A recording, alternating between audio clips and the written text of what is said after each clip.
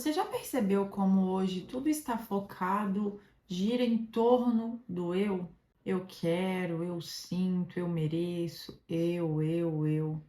Mas e se eu te disser que o foco exagerado em si mesmo não é apenas um problema moderno?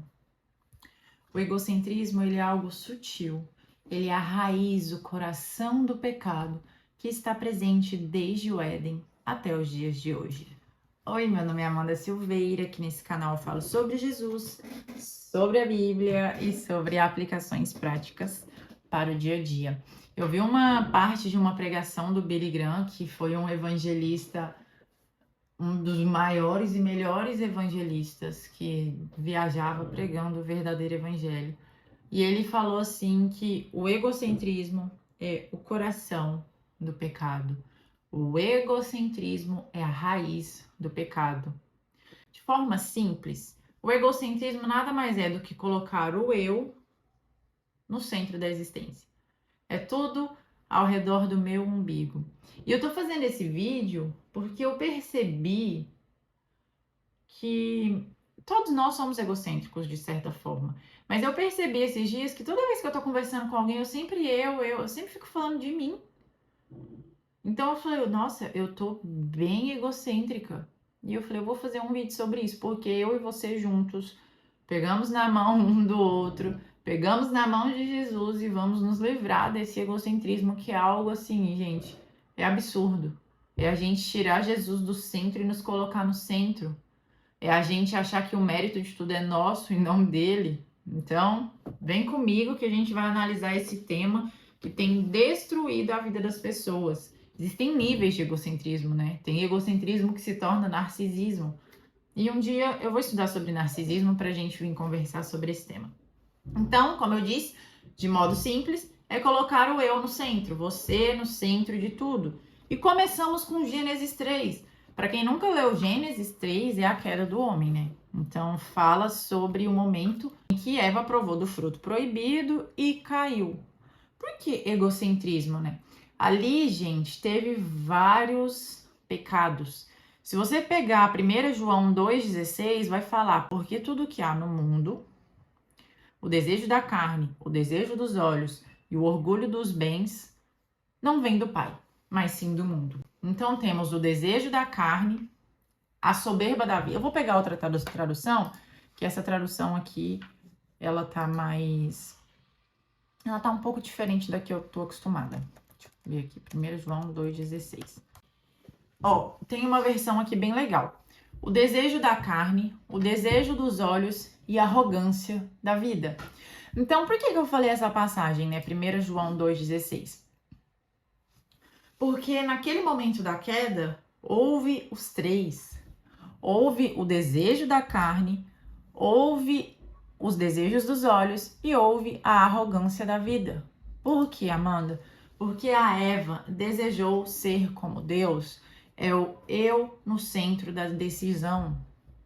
Então, vamos abrir aqui só para eu ler para vocês. Gênesis 3, vamos lá. Ora, a serpente era o mais astuto de todos os animais do campo que o Senhor havia feito. E ela disse à mulher: Foi assim que Deus disse: Não comereis de nenhuma árvore do jardim? Respondeu a mulher à serpente: Do fruto das árvores do jardim podemos comer, mas do fruto da árvore que está no meio do jardim, disse Deus: Não comereis dele, nem nele tocareis. Se o fizerdes, morrereis.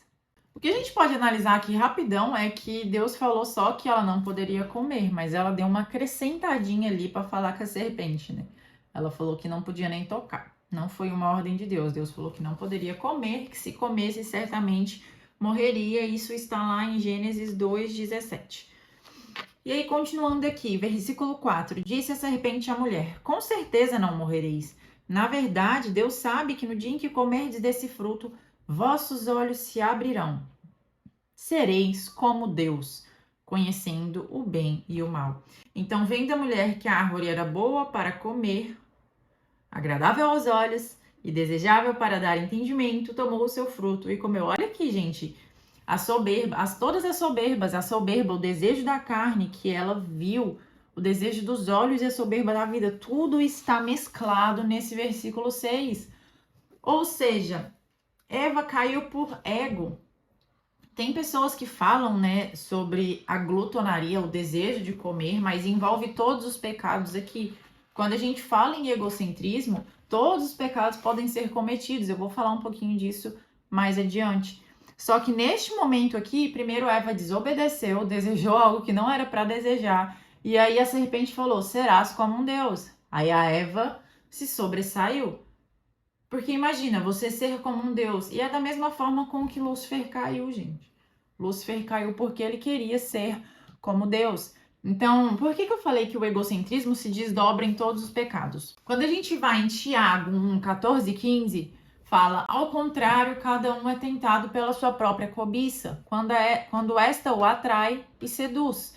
Então, a cobiça, depois de haver concebido, dá a luz ao pecado, o pecado, uma vez consumado, gera a morte. Quando nós somos tentados, é conforme os desejos do nosso coração. E aqui, quando a gente pega a passagem de Eva, Satanás apelou para o ego de Eva. Você será como Deus. O pecado é a substituição de Deus no nosso coração pelo eu.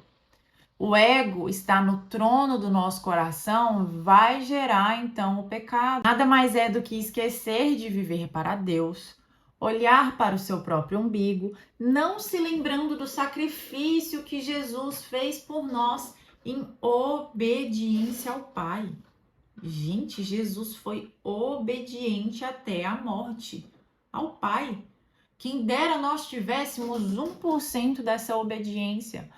E aí, quando a gente fala em egocentrismo, tem vários pontos para analisar o porquê que se desdobra em todos os pecados. Mas, por exemplo, a mentira.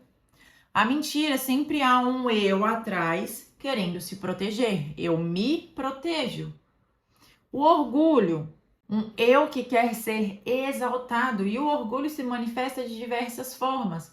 Tem também a inveja, outro pecado. É eu querendo ocupar o lugar do outro. Tem o eu sei o que é melhor para mim. Gente, a gente não sabe de nada. Quem sabe é Deus, o nosso Criador. Eu acho que eu já falei aqui alguma vez, dei um exemplo bem claro. O fabricante de um carro sabe as funções do carro. Então, por que a gente não lê o manual? Sabe? Então, é a gente achar que sabe de tudo, prioridades acima de obediência. Eu não tenho tempo para orar, eu não tenho tempo. Eu não tenho tempo, eu não tenho tempo. E o ego se torna um solo fértil para todos os pecados.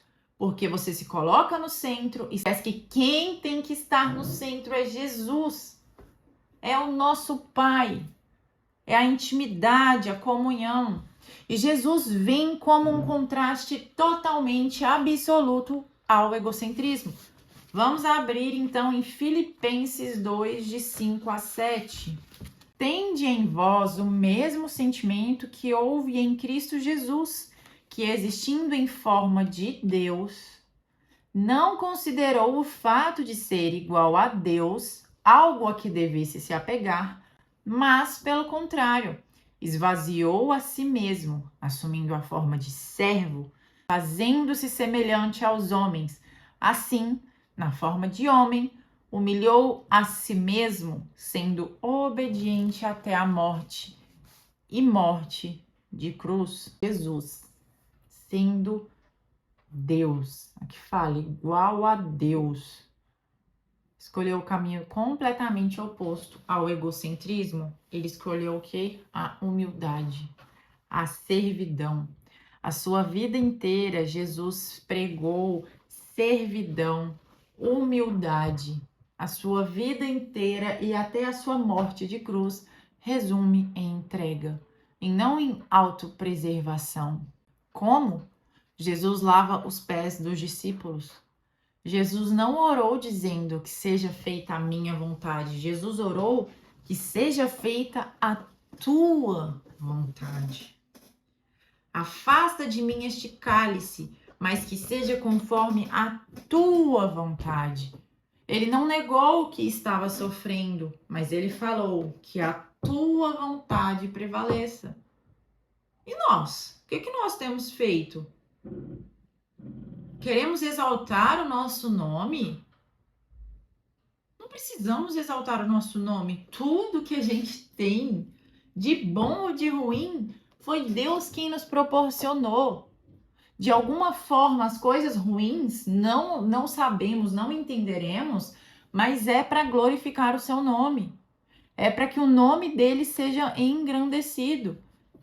2 Timóteo 3, 1, 2.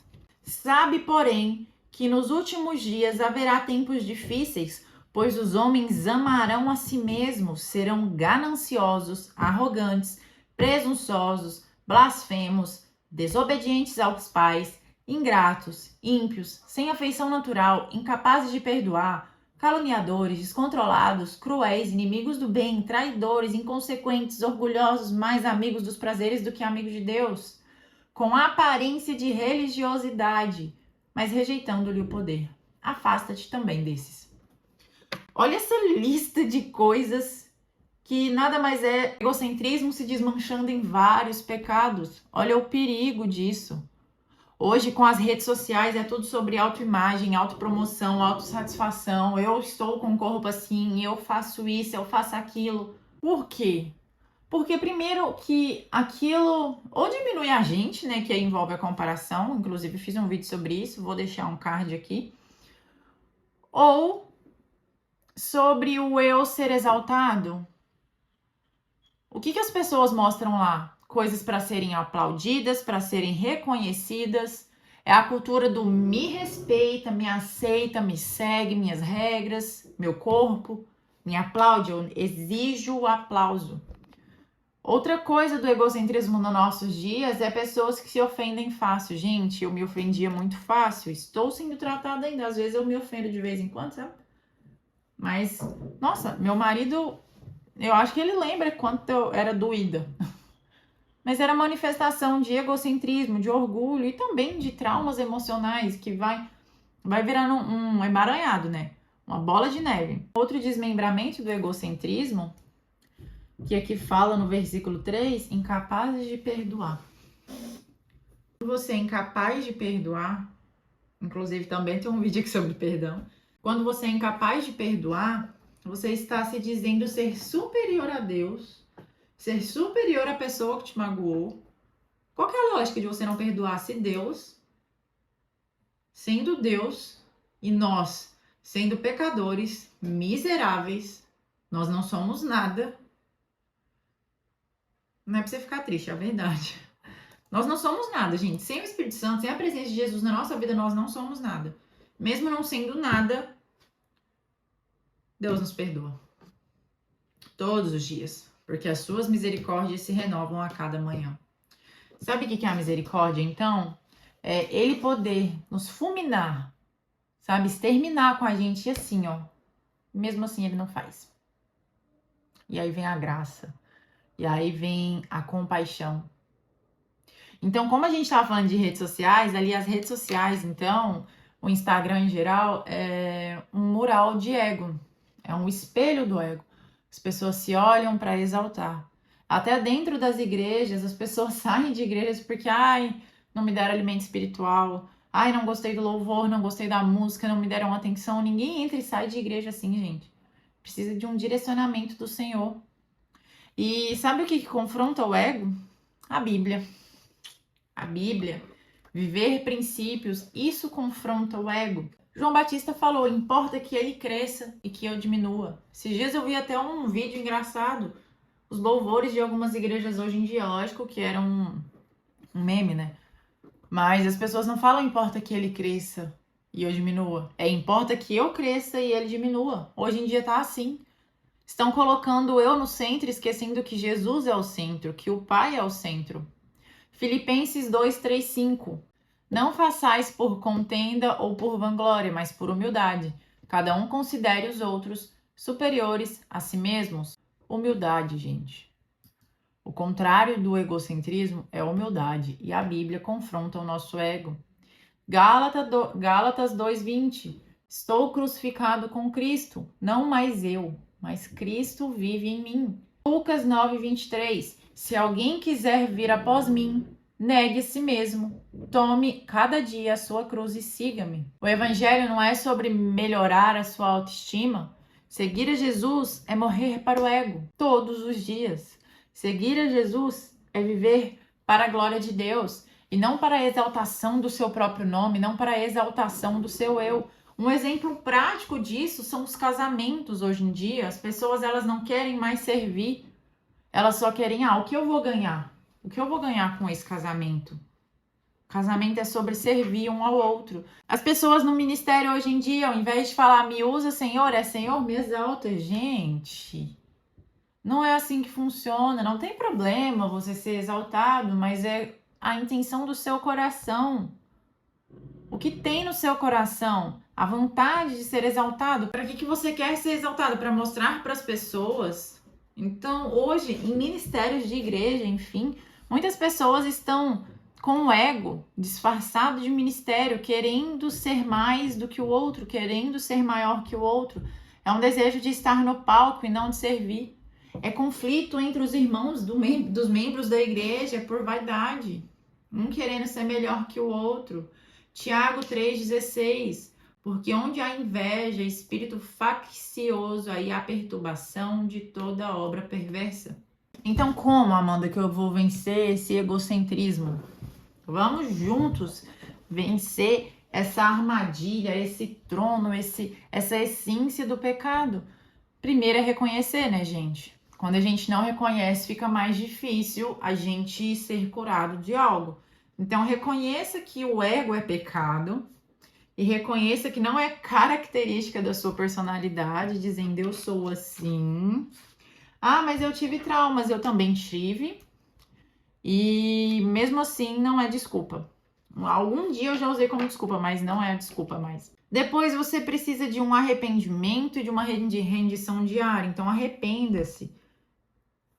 Se derrame nos braços de Jesus e fala, Senhor, me perdoa, eu me arrependo. Me modifica. Me faça viver para ti, te colocar no centro. E aí envolve outra coisa, submissão ao Espírito Santo. É estar submisso. É fazer as suas vontades, as suas no caso dele, não a nossa. Uma outra coisa para a gente vencer, jejum e oração.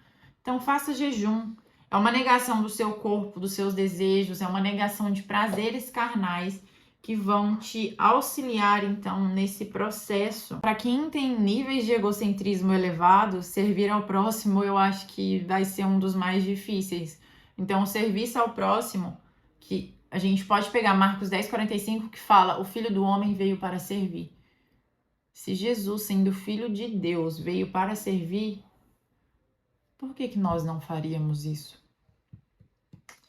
E eu já falei sobre oração sincera, mas é isso que nós precisamos, de uma oração sincera.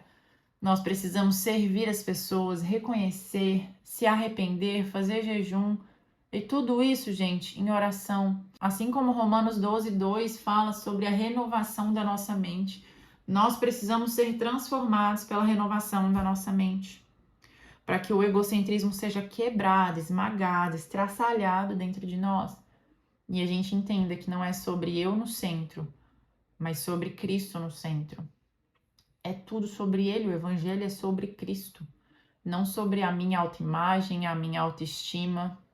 A gente não precisa de aplausos de homem. Aplausos de homem não vai nos levar ao prêmio celestial. Não vai nos fazer ganhar a coroa da vida. Tem pessoas que têm aplausos aqui na terra, mas não têm aplausos no céu. Então, o seu coração, ele só pode ter um rei sentado no trono. E aí você tem que escolher. Quem é o rei que está no trono? É Jesus ou é você? E se você gostou desse vídeo, curte, se inscreva, ativa o sininho de notificação, compartilha. Quando você faz isso, quando você curte, comenta, o YouTube entende que o meu conteúdo é de valor e ele vai entregar para mais pessoas e assim a gente cresce juntas para a honra e glória do meu Senhor Jesus Cristo. Que não seja nada sobre mim e tudo sobre Ele. Um beijo e até o próximo vídeo.